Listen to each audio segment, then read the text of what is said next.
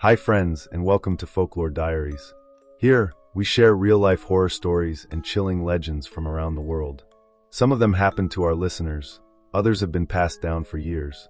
So get comfortable but stay alert, because the next story might just keep you awake tonight. And if you like true horror stories, consider subscribing. Okay, let's begin.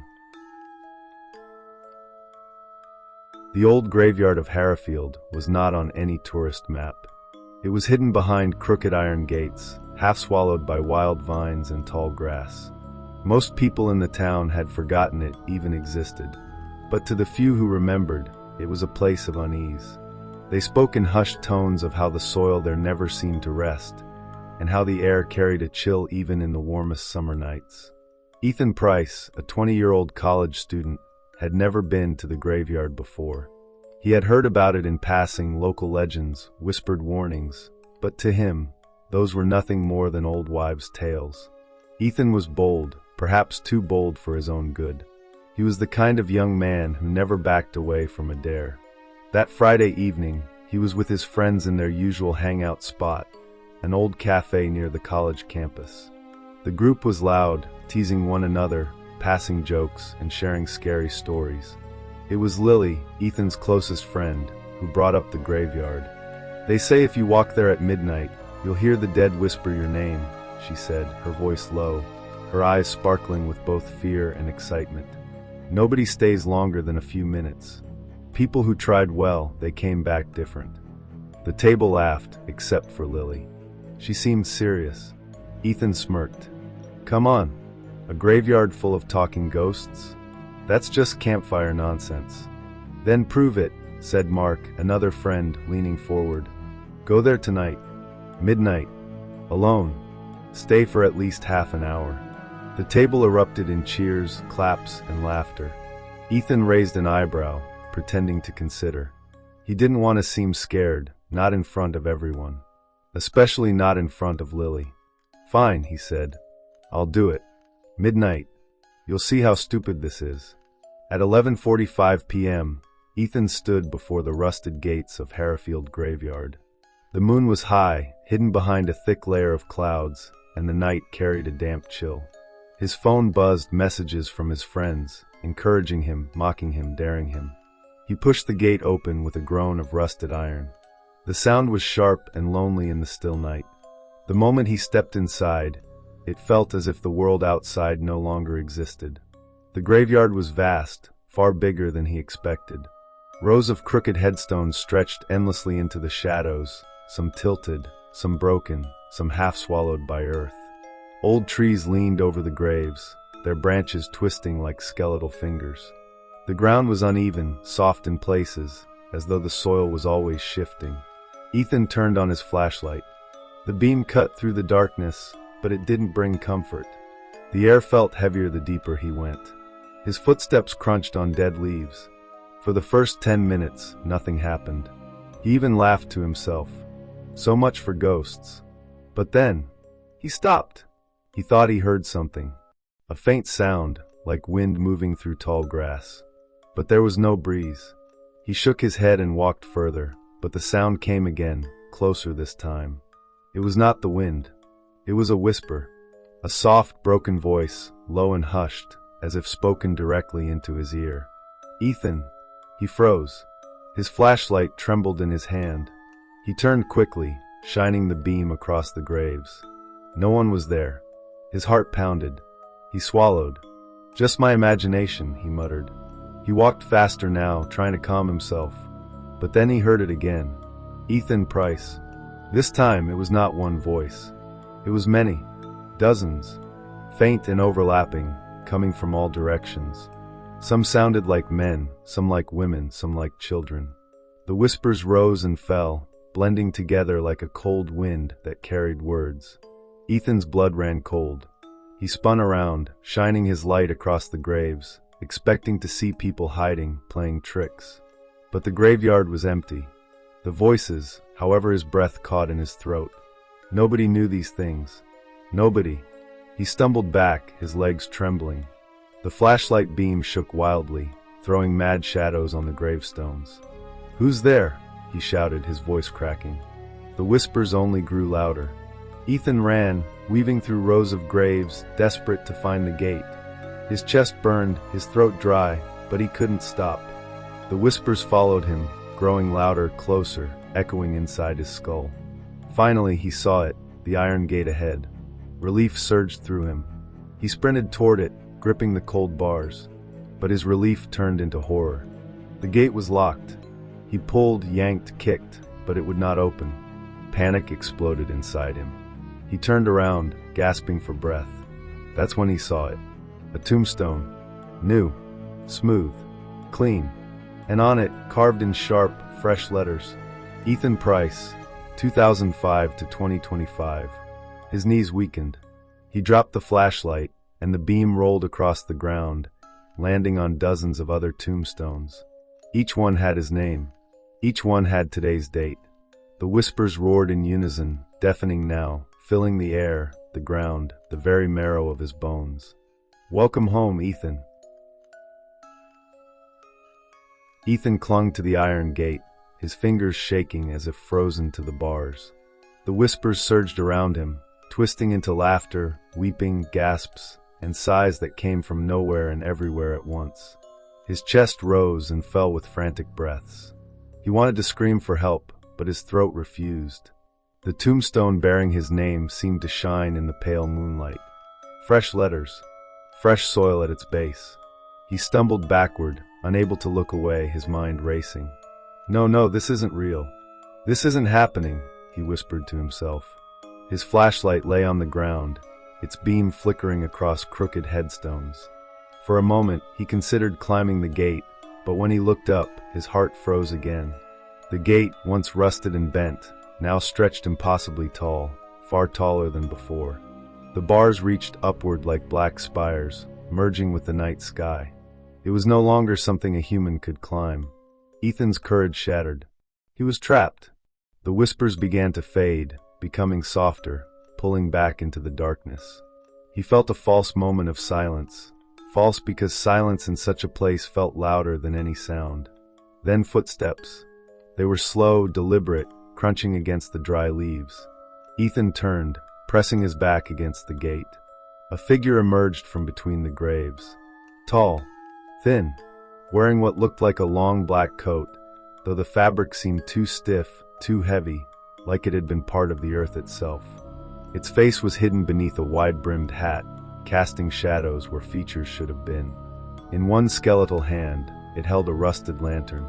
The dim orange glow cast sharp, dancing light across the stones. Who are you?" Ethan stammered. The figure tilted its head slowly, as if considering the question. When it spoke, the voice was not one voice, it was many. Deep and hollow, layered with whispers of men, women, and children. "We are the keepers of names. You should not be here, Ethan Price." Ethan's knees threatened to buckle. "This isn't real. You're not real." The figure stepped closer. Its lantern light flickered against the tombstone with Ethan's name. "Your name was called. The ground remembers. You belong here." Ethan shook his head violently. "No, I'm alive. I'm not supposed to be here.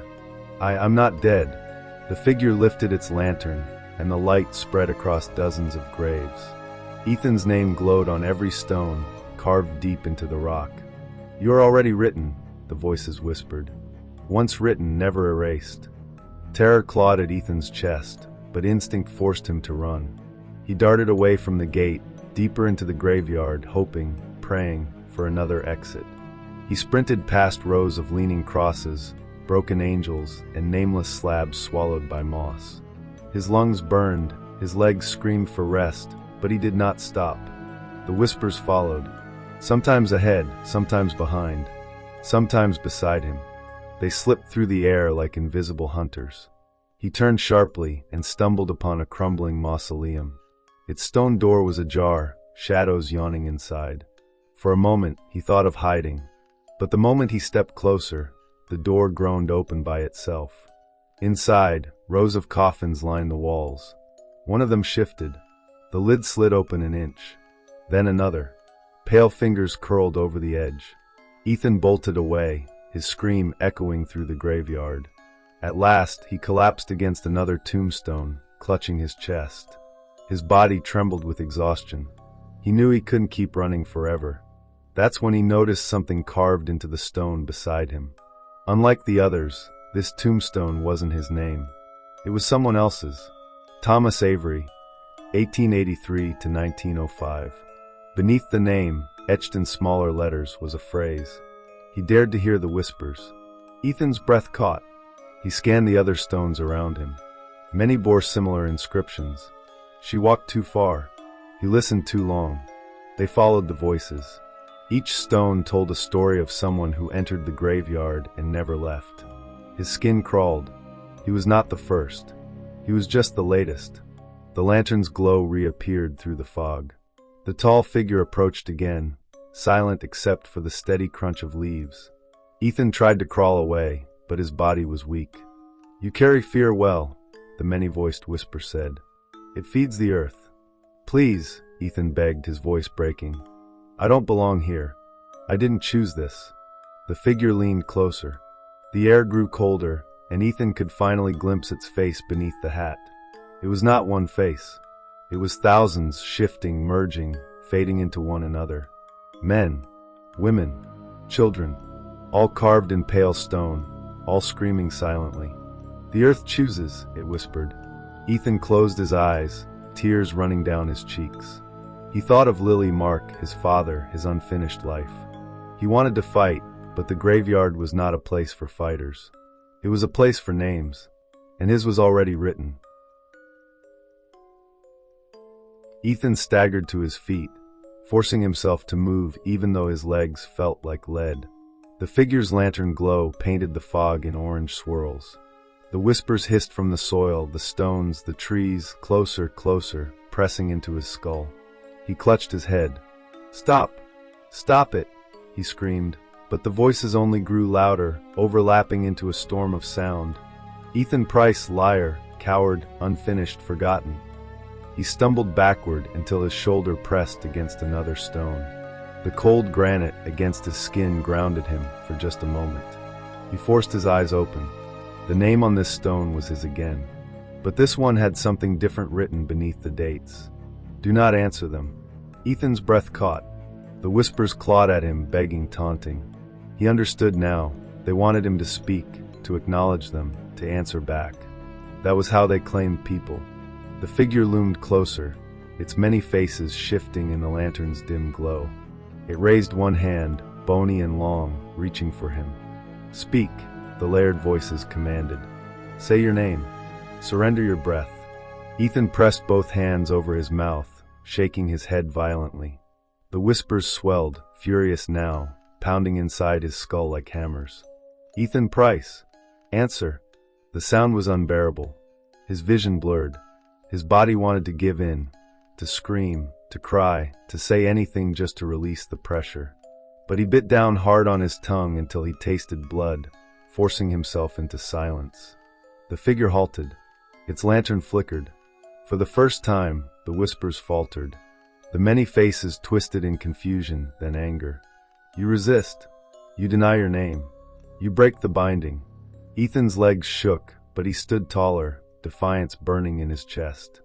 "I won't be yours." His voice cracked but was steady. The graveyard shuddered. The ground trembled as though the soil itself had been struck. Cracks split across the tombstones. Some shattered into dust. The mausoleum in the distance collapsed into rubble. The figure staggered, its faces screaming silently, the lantern's flame sputtering. The whispers turned into shrieks, desperate and hateful. "You cannot leave. Once written, always written." But the earth itself seemed to rebel. The glowing names on the stones dimmed, fading into nothing. Ethan turned toward the gate, and to his shock, it stood small again. Just an ordinary rusted gate, barely taller than himself. The chains had fallen. The lock hung broken on the ground. He didn't hesitate. He ran, pushing with all his strength.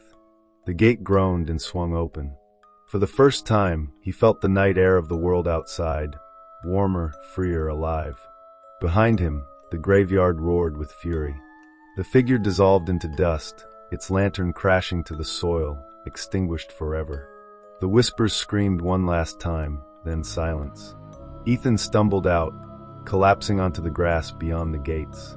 He gasped, clutching the earth as though afraid it would vanish. The graveyard loomed behind him, dark and still, as if nothing had happened. By dawn, Ethan made his way back to town. His friends were waiting at the cafe, sleepy-eyed and curious. When they saw him, they laughed, cheering that he had survived the dare. But Ethan didn't laugh. His face was pale, his eyes hollow. He said nothing of what happened. He only whispered, "Never go there." The others teased, not believing him. But Ethan knew. He had escaped the graveyard, yes. But the story wasn't over. That night, as he lay in his bed, safe in his own room, he finally allowed himself to breathe freely. He thought he had beaten the whispers. Until a faint sound brushed against his ear. Soft, hushed, familiar. "Ethan!" He froze. His blood turned cold. The whisper came again. "We know you. Once written, always written." And in the corner of his room, his phone screen lit up by itself. On the black background was a single line of text, glowing like fresh carvings on stone. Ethan Price, 2005 to 2025. Thank you for listening to tonight's story. If you enjoyed it, please like, share, and subscribe so you don't miss the next one. And remember, not every shadow is empty, and not every voice in the dark is in your head. Good night, and stay safe.